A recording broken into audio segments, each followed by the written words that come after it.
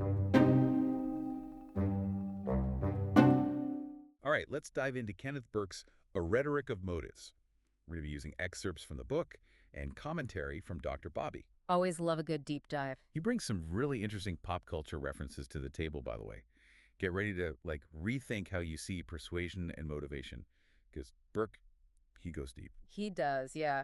You know, one of the things that make Burke so compelling is that he moves beyond just like the how of communication and really gets into the why. Okay. He's fascinated by this thing called motive. That's like the engine behind everything we say and do. Motive. Okay, that's intriguing, but maybe a little bit slippery, too. Can you unpack that a bit more? Like, what does Burke actually mean by that? Sure. So think of it this way. Every choice we make, every sentence that comes out of our mouths, it all comes from some kind of desire or goal. That driving force, even if we're not totally aware of it, that's what Burke calls motive. So it's less about what we say and more about, why we're saying it. Exactly. It's about recognizing that there's always a reason, a motive behind our words and actions. Understanding that, well, it unlocks a whole other level of meaning. That makes sense. So where does Burke suggest we start to, unravel this whole world of motives? Where do we even begin? Well, he introduces this idea of a universal idea, which might sound kind of intimidatingly big, but it's actually pretty straightforward. I noticed Dr. Bobby uses some fun pop culture examples to explain this, including, wait for it, Star Wars. Yeah. Tell me more. Oh, the Star Wars saga. It's a perfect illustration. I mean, you've got 9 films, right? It spans decades, different directors, different writers, but there's this core essence, a spirit that runs through it all. That enduring element, that's what Burke would call a universal idea. So it's not like one single truth, right? It's more like the driving force behind a whole cluster of ideas or concepts. Yeah. Like the thread that connects them all. Yes, and that core idea, it can endure even as the specifics change. The Skywalker saga, for example, still resonates, even as the franchise has, changed hands. It's like the DNA of a story. The basic code that survives, even as the characters and plot details, they evolve. Exactly. Think about themes of, say, social justice in your favorite novels, or explorations of human connection in a film franchise. Those are universal ideas. I love that. So, okay, we've got this big universal idea thing happening. How does Burke connect that to the everyday ways we talk and create meaning? This is where it gets really juicy. Burke introduces the concept of binary oppositions. These are those fundamental pairs of opposites that we often see shaping our experiences, like love and hate, light and dark, or even teacher and student. Those classic conflicts, like the eternal struggle between heroes and villains. Yeah, those archetypal battles are a great example. But here's the twist. Burke says that these opposites actually want to become one, to merge into this kind of unity. He calls it consubstantiality. Wait, hold on. So the hero and the villain want to become one? What? How does that even work? Okay, so it's not like a literal merging. It's more about recognizing the tension, the interplay between these seemingly opposite forces. A hero is defined by their struggle against a villain, right? Their conflict is what gives them meaning. You're right. No villain, no hero. Exactly. And this idea of binary oppositions yearning for unity, it's not just in stories. We see it in our own lives, too. Ever been drawn to someone who seemed totally different from you? Maybe that attraction came from this, subconscious desire to integrate those opposing qualities, bring them into yourself. Huh. Never thought of it that way. It's wild how these concepts apply to, so many different areas of life. Dr. Bobby uses the red pill blue pill choice in The Matrix. That's a great pop culture example of this, right? Yeah, brilliant example. Yeah. When Morpheus presents Neo with that choice, that's like a pivotal moment of confronting a binary opposition and making that decision. That's what pushes Neo towards becoming his true self, which is, the whole point of the film. And it's not just The Matrix. Think about those classic mentor figures in stories, like Obi-Wan Kenobi, Yoda, Gandalf. They often present their heroes with these challenges, these tough choices that force them to deal with these fundamental binary oppositions. Exactly. Mentorship itself can be seen as this process of guiding someone toward integrating those seemingly opposing forces within themselves. So by wrestling with those internal conflicts, we actually move closer to a kind of wholeness. Yes. It's all about recognizing the interplay of these forces, both within us and out in the world. But Burke doesn't stop there. He takes this idea of binary oppositions and he applies it to language itself. particularly in those politically charged contexts where words become weapons. Oh, yeah, that's where things can get a little tricky. Words have so much power, to shape how we see each other in the world. Oh, absolutely. Burke's super interested in how words can be used to create divisions and establish this, like, us versus them mentality. He calls it the war of words. And Dr. Bobby brings up some really compelling examples from music history to illustrate this, like the controversies around Elvis Presley, the Beatles. Right. Yeah. Those are classic cases. Remember how the fear of rebellious music sparked like full-on moral panics, social divisions? It's a reminder that debates about art and expression, they're never just about the art itself. It's about power, about who gets to decide what's acceptable, what's dangerous. And Dr. Bobby also points out that the same dynamics are at play today, just with different artists and genres, right? Absolutely. Like the censorship battles around rap music in the 90s, Mm, groups like Two Live Crew, Eminem, really pushing boundaries. exactly. Those artists forced society to like confront its assumptions about race, class, freedom of expression, and that discomfort, that resistance, that's often what fuels the war of words. Now, how do we even begin to navigate this war of words without getting caught in the crossfire? It feels like a minefield out there. Burke says it starts with becoming more aware of the motives behind the words we use and the words used by others. It's about stepping back and asking, what's the agenda here? Like, what's the real message, the unspoken intention? So more conscious, not just of other people's motives, but our own too. Because sometimes our motives are hidden, even from ourselves, right? Exactly. We might think we're being objective, but our words, they reveal a lot about our values and beliefs. Being willing to examine those biases, that's a key first step. Okay. But that's just the tip of the iceberg. Burke has another fascinating and kind of counterintuitive concept called competition as conformity. Whoa, hold up. Competition as conformity. Those seem like opposites. How can those two things be the same? Yeah, I know, right? It sounds kind of paradoxical, but Burke's argument is that in our efforts to stand out, to be the best, we often end up conforming to the very standards we're trying to surpass. I need an example. How is competing the same as conforming? Okay, think about fashion trends. Everyone's trying to express their individuality through clothes, right? Yeah. But in doing so, so many end up following the same trends, buying from the same brands, ultimately conforming to a certain look. Ah, I see what you mean. It's like the desire to be different can lead to this like mass conformity. We're Yeah. competing to see who can conform the best. Exactly. Burke sees this dynamic everywhere. Careers, social media, how we decorate our homes. It's all about showing the right insignia of status, fitting in with a certain group, while also trying to stand out from the crowd. It's like we're doing both at the same time, competing and conforming. That's a tricky balance to strike. It is. But Burke takes it even further with his concept of occupational psychosis. Occupational psychosis, that sounds pretty intense. It's a fascinating idea. Burke argues that we unconsciously absorb the mindsets and behaviors of our professions. So lawyers start thinking like lawyers, doctors like doctors, and so on. So are we even really in control of our thoughts, or are we just like products of our work environments?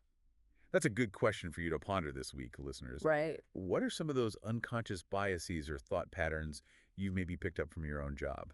That's something for everyone to consider. But before you spiral into an existential crisis, remember, Burke doesn't leave us hanging. He offers some tools for navigating this whole tricky world of motives.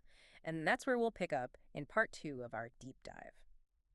Welcome back to our exploration of Kenneth Burke's A Rhetoric of Motives. Last time we were talking about that idea that even, our competitive drive, it can kind of lead to conformity, Yeah, and that our professions can actually shape our thinking without us even realizing it. right. It's a bit like we swallowed the blue pill, Mhm. and now we're seeing the code. Yeah. So, like, how do we break free from this system of motives and hidden influences? Well, I mean, there's no single red pill that'll suddenly give us complete freedom. Okay. But Burke, he does offer some guidance for navigating this whole complex world of meaning making. Okay, good. Because I was starting to get a little freaked out there. What does he suggest? Well, one of the big takeaways from A Rhetoric of Motives is that motive is everywhere. It's not just in, political speeches or fancy ad campaigns. It's like woven into our daily lives, relationships, choices, even our inner thoughts. So it's about being aware of other people's motives, sure, but also being honest with ourselves about our own, even when those motives maybe aren't so noble. Exactly. And that can be tough because sometimes our motives are hidden even from ourselves. But Burke encourages us to dig deep, examine those desires, the fears that drive our actions. This is where we start to unpack that whole consubstantiality idea Yeah. and see how it plays out not just between people, but also within us. I'm starting to see how this connects back to what we were saying about like those binary oppositions. Maybe those opposing forces aren't just out there, Yeah. but also within each of us. We're all kind of wrestling with those inner conflicts on some level. That's a great connection. And it's one of the reasons why Burke's work still matters today, you know? Hmm. In a world that feels increasingly divided, where everyone seems to be retreating to their own little camps, Hmm. understanding those complex motives, our own and everyone else's, it's more important now than ever. So instead of just digging our heels in and defending our own position, maybe the key is to try to understand the motivations behind those opposing viewpoints. Yes. Exactly. Yeah. And that's where the real power of a rhetoric of motives lies. It's not just some theory, it's a call to action. A call to action. Okay, so what does that look like practically? Are we talking about becoming more, I don't know, more mindful, more empathetic, more open to different perspectives? It's all of those things, but it goes deeper. Burke's urging us to become more conscious creators of meaning, Okay. to use our words, our actions, to build bridges instead of walls. Oh, I love that. Yeah. So it's not just about understanding motives, it's about shaping them, Yes. our own and other people's. Exactly. And that's where things get really exciting because once we see the world through this lens of motive, we realize we have way more agency than we think. Okay, now you're talking. I like the idea of having agency. What kind of agency are we talking about here? Burke's work, it empowers us to become more conscious participants in the ongoing conversation of human culture. Like we can choose to just react impulsively, or we can pause, reflect, and respond in a way that's more deliberate, more compassionate, ultimately more constructive. So how do we put that into practice? Like what are some concrete steps we can take to become those conscious communicators? It all starts with paying attention Okay. to the words we use, the stories we tell, how we interact with people. Think about how you might either escalate a conflict or de-escalate it based on the motives you bring to the table. So it's about being mindful of the rhetoric, right, that's swirling all around us, not just absorbing it, but engaging with it, questioning assumptions, and maybe even challenging those narratives that we see as, I don't know, harmful or divisive. Exactly. And this goes for the messages we receive Yeah. and the ones we create. Right. We're all storytellers, whether we realize it or not. Yeah. Every time we speak, write, we're adding to this tapestry of meaning. And those stories, they have the power to shape our realities. I'm starting to get a sense of just how powerful these ideas are for understanding the world. It's a real shift in perspective. So next time you're, pulled into some heated argument or scrolling through social media, feeling overwhelmed by all the negativity, Mm-hmm. take a step back and ask yourself, what's the motive here? What's the underlying message, that unspoken intention? And how am I contributing to this? And maybe, even more importantly, what's my motive in this situation? What do I want to bring to this conversation? Wow, that's a lot to think about. Hmm. This is starting to feel a little bit like therapy in a good way. Well, there is definitely a therapeutic side to Burke's work. By understanding our motives, we can start to heal those inner divisions and become more integrated, more whole. And that wholeness can then like ripple outwards into our relationships, our communities. That's a pretty powerful idea. It's a beautiful cycle. But it all starts with that willingness to turn inward, look at those maybe shadow parts of ourselves, Mhm. and ask why we do the things we do, say the things we say. It's not always comfortable, but Yeah. it's in that discomfort where real growth Uh, happens. I'm getting the sense that Burke isn't afraid to like really delve into those messier, less flattering sides of human motivation. You're right. He doesn't shy away from the darker side of human nature, but he also gives us the tools to confront those challenges, Mm. and move towards a more compassionate and understanding way of being in the world. So it's not about pretending conflict doesn't exist. It's about finding more like constructive ways to deal with it. Exactly. Burke, he actually believed that rhetoric itself could be a powerful tool for peace building. Like, he saw the potential for language to foster dialogue and understanding across all those differences. That seems kind of paradoxical. We've been talking about how rhetoric can be used to divide, to justify violence.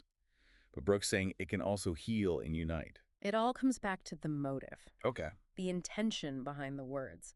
Rhetoric can definitely be used to manipulate and deceive, but it can also be used to inspire, to empathize, to build bridges. So instead of just giving up on rhetoric, we need to become more conscious, more ethical, more skilled in how we use it. Precisely. It's about recognizing that language has this incredible power, for good and bad, and then choosing to use that power responsibly. That's a pretty big challenge, but I can also see how that could be empowering. It means that, each of us through our communication can help create a more just and peaceful world. That's the beauty of Burke's perspective. He reminds us we're all part of this ongoing conversation, this grand symphony of motives and meanings. Each one of us has a role to play, a voice to contribute. I like that. But sometimes it feels like my voice is getting lost, in all the noise. Yeah. It's easy to feel discouraged when there's so much conflict, negativity in the world. I hear you. But Burke reminds us that even the smallest acts of communication can have a ripple effect. We never know how our words might impact others, how they might plant seeds of change, inspire someone to find their own voice. So it's not about waiting for someone else to fix the world. It's about taking responsibility for our own little corner of it and contributing what we can. Exactly. And trusting that those seemingly small acts of kindness, courage, and conscious communication can add up to something truly transformative. This is starting to sound, I don't know, a bit idealistic. Maybe. But I think Burke would argue that idealism isn't such a bad thing. It fuels our creativity, our hope, our desire to make things better. And without that hope, that belief that positive change is even possible, what do we really have? Yeah, not much to hold on to, I'm afraid. But luckily, humans are a resilient bunch. We keep searching for meaning, keep striving for connection, keep telling our stories, even when things are tough. It's that desire, that human desire to connect and communicate, that makes Burke's work so hopeful. It reminds us that we're all connected through this web of motives and meanings. Yeah. And even when it feels like the world's falling apart, Yeah. there's always potential for creating something new, Yeah. something beautiful, something that brings us closer together. I love that. And that sense of interconnectedness, it leads us into some of the more challenging parts of Burke's work, which we'll be getting into in the final part of our deep dive. Okay. We'll be unpacking ideas around identification, scapegoating, and how rhetoric can be used to perpetuate violence, but also peace. Wow, those are some heavy topics. But I'm ready. Listeners, be sure to join us for the final part of our exploration of Kenneth Burke's A Rhetoric of Motives. It's a journey that'll challenge your assumptions, deepen your understanding of human behavior, and hopefully inspire you to become a more conscious and compassionate communicator. Welcome back to our deep dive into Kenneth Burke's A Rhetoric of Motives. We've talked about universal ideas, those surprising ways competition can turn into conformity. We've also been exploring how recognizing motives, both our own and other people's, can be such a powerful tool, for understanding communication and building bridges. Right. But as you mentioned at the end of the last part, Burke doesn't shy away from those, darker sides of human motivation. We're getting into some pretty heavy stuff today. Scapegoating, and how rhetoric can be used to justify, violence and division. That's right. This stuff might make us a little uncomfortable, but it's so important for understanding the world we live in. Okay, so let's start with scapegoating. We hear that word a lot, but what does Burke actually mean by it? Well, Burke says that when things go wrong, like a crisis or a hardship hits a group or a whole society, there's this tendency to look for someone to blame, to find an other who can be loaded up with all the guilt. Right. It's a way to simplify complex problems and find a target for all our anxieties and frustrations. So it's like finding a convenient outlet for all our bad feelings. Right. Instead of facing the complexity head on, we just project it onto someone else. Exactly. And Burke says that this whole process of scapegoating, it's often driven by rhetoric. By the way, we use language to create those us versus them narratives. So it's not just about finding someone to blame, but it's about creating a story that makes that blame seem justified. Right. A story that makes it feel inevitable, maybe even right, to direct all that anger and fear towards a particular group. Exactly. And these stories, especially when they tap into deeply held prejudices or cultural fears, well, they can be incredibly persuasive and they can have really devastating consequences in the real world. Think about all the examples throughout history. The Salem witch trials, the Holocaust. Right. Entire groups of people were demonized and scapegoated, leading to, just unimaginable suffering. Those are horrific examples, and Burke's work helps us to see how rhetoric itself was weaponized in those situations. Language was used to dehumanize entire populations, to make them seem like a threat to the good of society. It's scary to think how easily those patterns can be repeated, even today. Scapegoating isn't just in history books, it's happening right now all around It us. is. We see it in how certain groups are portrayed in the media and political speeches, Mhm. even in our everyday conversations. Think about the language used to stereotype immigrants, minorities, or people with different political views. So how do we resist these harmful narratives? How do we break out of these cycles of blame and division? Again, it starts with awareness. We need to pay attention to the language, to the stories being told, and ask ourselves some critical questions. Who's benefiting from this narrative? Who's being scapegoated? What are the real motives at play? So we need to step back from those emotionally charged stories and take a more critical look, right? We need to look at those us versus them frameworks and challenge those easy explanations that often hide much more complex realities. Exactly. Burke reminds us that there's always more to the story. There are always multiple perspectives, multiple motives. And that's where things can get complicated because there's rarely a clear solution, an easy answer to these, difficult social and political problems. That's true, but that doesn't mean we should just give up. Burke gives us the tools to engage with this complexity, to wrestle with the tough questions, and to look for common ground and places where we can connect. So it's not about pretending that conflict doesn't exist. It's about finding ways to deal with it that are more constructive, more compassionate. Precisely. Burke actually thought that rhetoric itself, when used ethically, skillfully, could be a powerful tool for peace building. He saw the potential for language to foster dialogue, understanding, even across differences. That's interesting. We've talked about how rhetoric can divide and even justify violence, but Burke is saying it can also heal and unite. Yeah, it might seem counterintuitive, but the key is the motive behind the words, the speaker's intention.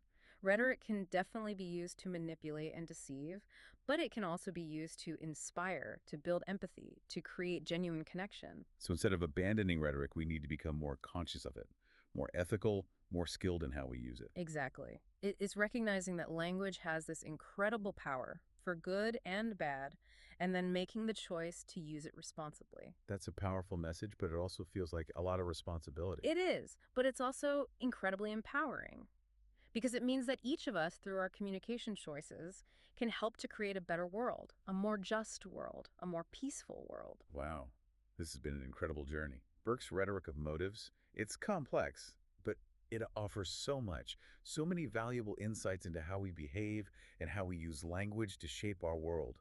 I completely agree. It's a book that pushes us to think deeply, to question our assumptions, and to become better communicators, more conscious, more compassionate. I think that's a great message for our listeners.